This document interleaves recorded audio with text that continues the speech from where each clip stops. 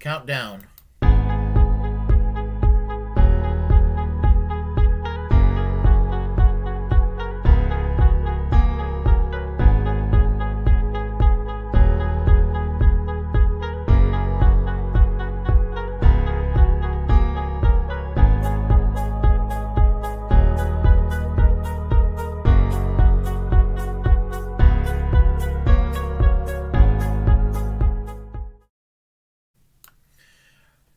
How are you all today? I'm doing good. I have some entertainment to share with you all. And before I get started, I would like to give a shout out to Invalid.org. Great seeing you online. And I guess let me start with the humor at hand. So Howard Stern is running for president in 2024, or it seems to be that's what he's indicating. Well, I mean, it's really a funny, it's really funny, but it's not. It was a gas when Ronald Reagan became president. He was, he unfortunately changed the national conversation for the worse, and we're still living through the Reagan era right now, 40 some years later. Unfortunately. Um, and the thing about it is, I mean, we went through 4 years of comedy with Donald Trump. Those mean tweets made me laugh. I've said this before, and I'll say it again. Hated his policies, but loved the mean tweets. And the mean tweets kind of it did help me not wanting to just lose my mind any more than I lost my mind during that time period. But I want to talk about Howard Stern, as I said. In 1994, Howard Stern campaigned for governor. He was the Libertarian candidate in that election, and I remember this very well. He campaigned for governor and on one issue. That issue was to reinstate the death penalty. If he was to get elected governor, after he's sworn in, he will sign the executive order to reinstate the death penalty and then resign from the gubernatorialship. I'm a lifelong opponent of capital punishment, as you all know, and that was a no-go for me. And since then, I had no use for Howard Stern. He was kind of all right as a radio guy, but when he ran as a libertarian, and then the campaign to bring back the death penalty, I'm just like, that bringing back the death penalty thing just didn't sit too well with me. Um, One could say that was a fluke when he ran for governor and he went on with his life. Well, in 2016, I'm not blaming him for choosing Hillary Clinton over Donald Trump on election day. But my problem with Howard Stern was that in 2016 he chose Hillary Clinton over Bernie Sanders in the primaries, and that's a no go for me as well. It's just the whole idea of how in the world anybody could choose Hillary Clinton. I mean, and the she is part of that Reagan consensus. I have said this before in debates with people that I want to dismantle the Reagan Clinton consensus that we've been living under. And see, just as Tony Blair carried on the torch for Margaret Thatcher, Bill and Hillary Clinton carried the torch for Ronald Reagan. And I want to put a stop to that. Um, Fast forward it to the year 2020. In 2020, he chose former Mayor Michael Bloomberg over Bernie Sanders. You see where I'm going with this? It's just, I just, I just don't, I just can't fathom supporting someone like this. And we need a little bit of graphics here for the effect. There we go. I mean, look at this. Donald Trump versus Howard Stern, vice versa. I mean, That is just really nuts. I mean, if it comes down to that, who will win this contest? Because I mean, both Howard Stern and Donald Trump are entertainment. They're entertainers. They're both showbiz people. They both have rabid fans, and they both have people who are absolute haters. And the thing about it is, someone like myself, I got reason to not like Donald Trump. He's a billionaire. Enough said. Howard Stern. I mean, he's a part-time libertarian. Then he became a part-time corporate Democrat, and his libertarianism, that led to the conclusion of being for capital punishment, and his support for Democrats to carry on Republican like bullshit. No, no, I couldn't in good conscience support Howard Stern at all. I would continue to probably do what I've done all my life, every 4 years for president, and that is essentially to vote third party, as and that's how I roll. So the thing about it is, I need to go and do this once again. Righty.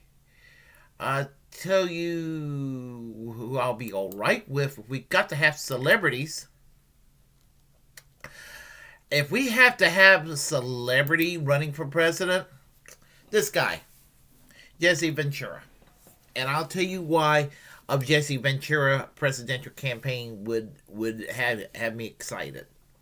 Um, when he first entered the political scene in 1998 as a politician, as the elected governor of Minnesota, and I remember I saw the returns, the election night returns, that evening, and me and a friend of mine were watching it, and when we found out Jesse Ventura became governor of Minnesota, my friend looked at me and said, "Man, that's fucked up." And I was just like, well, he's a Reform Party guy. I'm not really too jazzed about the Reform Party, but you know what? Fuck the Democrats and fuck the Republicans. I say it's a good thing.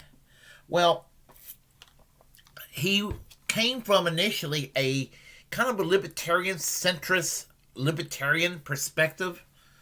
That was his thing.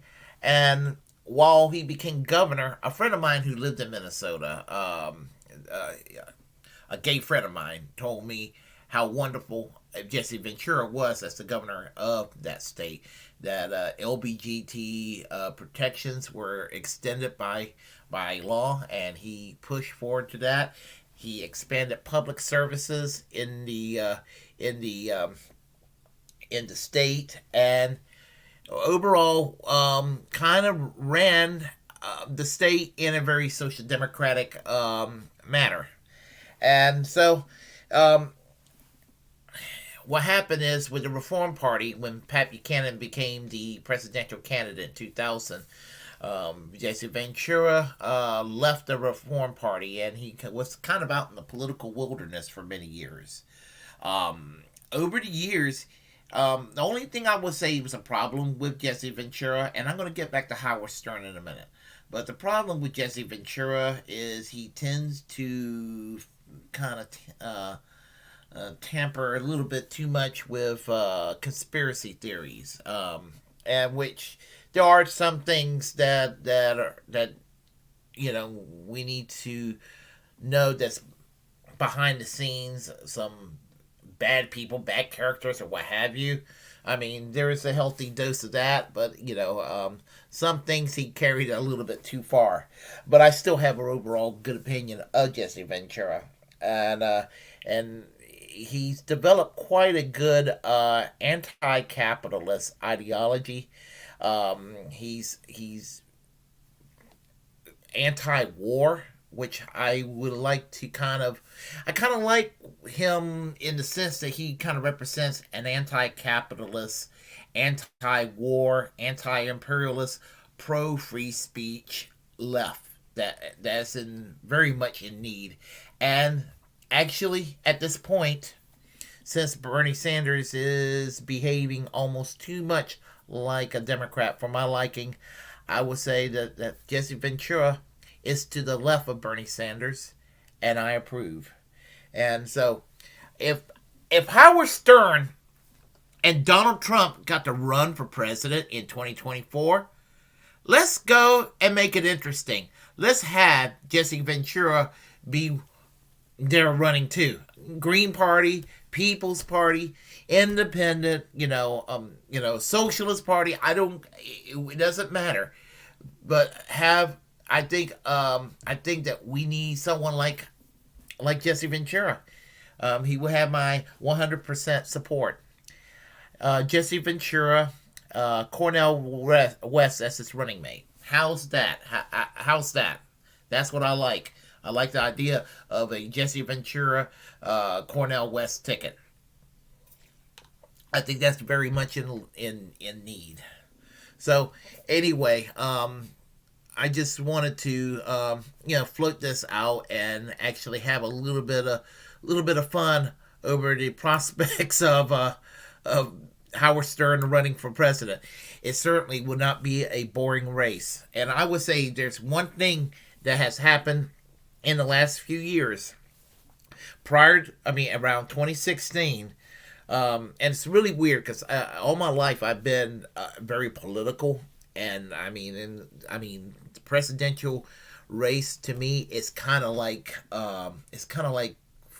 almost like a Super Bowl. I'm not really into sports, but it's kind of like sports to me, and a primary is almost like a Super Bowl or something like that. It'd be, just be like, hot damn, I'll watch a debate and whether it's policy matters or candidates running. This is the kind of thing I kind of live for, is my fuel for living. And so I would, as I said, I would very much like to see Jesse Ventura run, and certainly would not be boring, because it wasn't boring in 2016, and it was probably slightly more boring in 2020, but it certainly wasn't 2012 and 2008 or 2004 or 2000, 1996, 1992, 1988, where everybody's just bored the hell out of me, So anyway, and that's pretty much what I would have to say. And if you like what you heard, press like and comment. Comment anyway if you disagree with what I have to say.